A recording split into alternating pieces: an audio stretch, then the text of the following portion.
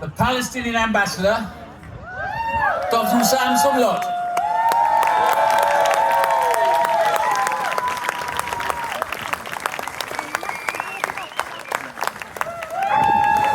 Hello, what a beautiful day. The vibe, the energy, and what an honor to be among you today, my friends, Unionists, fellow strugglers for liberty. Thank you. Thank you for the warm welcome. Thank you to the TUC Southwest for inviting me to speak at this very, very special event. And it is a special event indeed. It is an extraordinary festival, a joyous celebration of solidarity. And the history of the Tolpuddle Martyrs could be the history of all oppressed peoples everywhere. It is the history of the Palestinian people. It is our history. In this very small, beautiful town, denied justice, denied fairness, and denied their rights, the Tolpuddle Martyrs sparked a movement that laid the foundations for today's unions, trade unions, for collective action and for public protest in a justified moral outrage. Their story showcased the power of mass mobilization, the power of mass protest and mass solidarity. The Palestinian people, my friends, have been denied our right for over a century. First, we were disregarded by the British Empire through the Balfour Declaration that turned us into a non-people, cancelled us, denying us the status of a nation equal to all others. Then came the Zionist terrorist groups. We were ethnically cleansed from our land and homes in 1947-49, a gross injustice that has been and has ever been addressed, that has never been addressed until this very moment, let alone redressed. And for 57 years, we have suffered the indignity of military occupation with all that it entails: unlawful murder, arbitrary detentions, home demolitions, and the subjugation of military law. For 6 decades, my friends, we have seen Israel's illegal colonial settlement project flourish on occupied territory. A quiet open government policy at illegally and violently stealing land, dispossessing people, as you are witnessing before your eyes in the occupied West Bank and in East Jerusalem. And the idea of preempting Palestine, the remaining part of Palestine, and the prevention of the right to self-determination of our people. So my friends, today we are suffering a genocide in Gaza. A genocide that has already claimed the lives and limbs of more than 150,000 people, with many more projected to perish, directly or indirectly, as a result of Israel's unhinged aggression. Gaza, my hometown, is suffering an Israeli-engineered famine that will first affect the most vulnerable, the children, the elderly, the sick. The children, 33 have died in the last few weeks. 33 children died of hunger. Israel has cut off, as you all know, clean water to Gaza, leaving 2.3 million people to suffer consequences that now include the re-emergence of polio. Yes, polio. These abhorrent crimes against humanity have predictably sparked outrage among peoples everywhere, worldwide.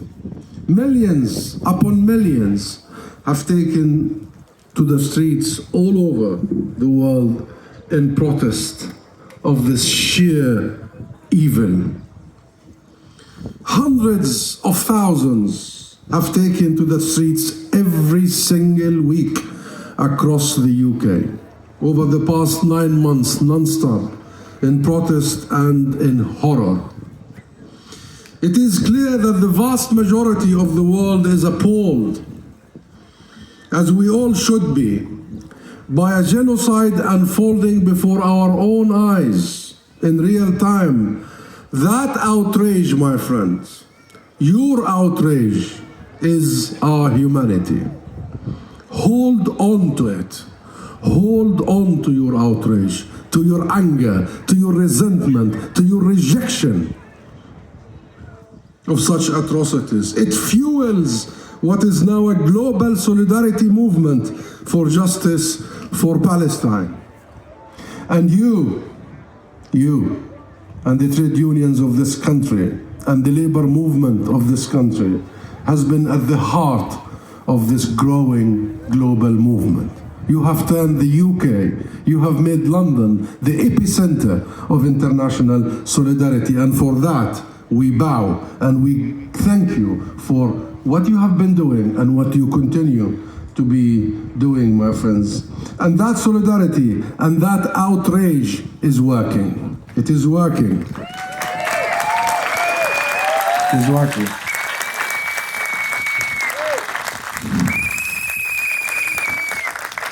Not only through the last 9 months of unprecedented action, but the British people have delivered their verdict many times, including in the last elections. Very clear verdict that they want to see an ethical foreign policy, including Palestine.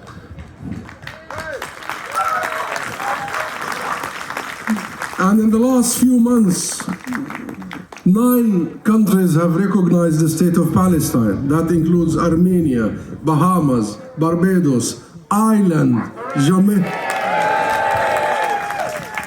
A few Irish around. Ireland, Jamaica, Norway, Slovenia, Spain, and Trinidad and Tobago. Yes, they deserve your applause. They do.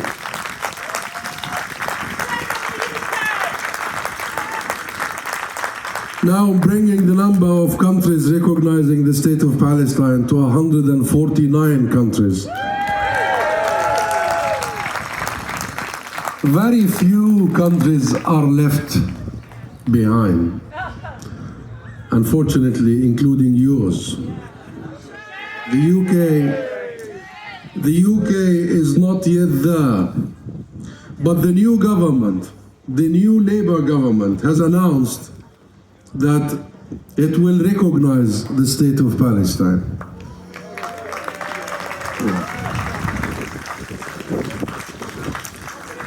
But we need them to say and act upon it that they will immediately recognize the state of Palestine.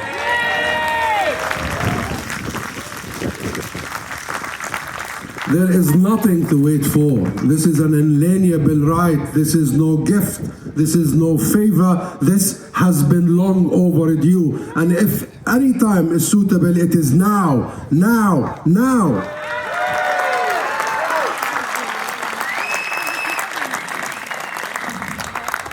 But the new government has taken some small steps, including refunding UNRWA, which should have never been defunded in the first place. In the first place, cutting funding to the biggest UN agency serving Palestinian refugees in Gaza in the middle of genocide was unconscionable. Unconscionable. So we welcome the new government decision to resume funding in line with all other European countries. But these are important but baby steps.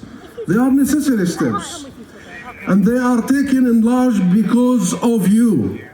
They are taken because you have shown your humanity, your absolute rejection of genocide, and your solidarity with the Palestinian people. And just as nationwide solidarity compelled a U-turn by the government of the day in the case of the Tolpuddle Martyrs, so too will global solidarity eventually secure justice for Palestinians in a state of our own and the rights of our refugees to return to our homes.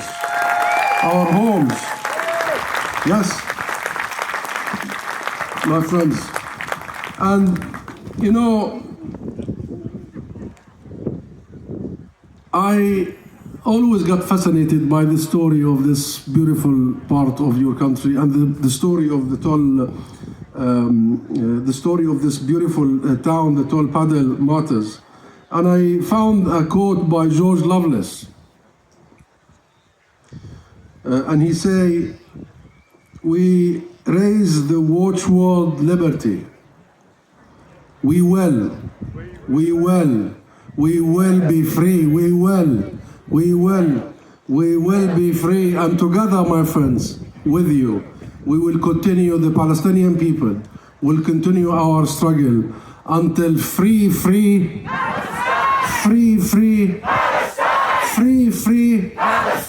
Thank you.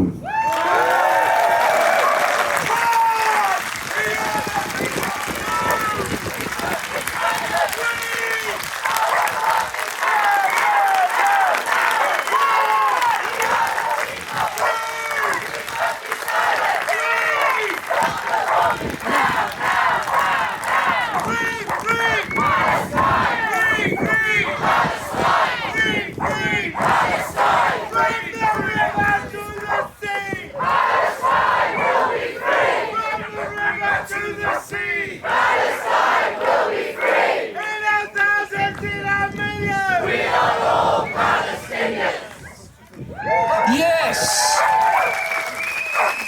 Can we please applaud the dignity, the humanity?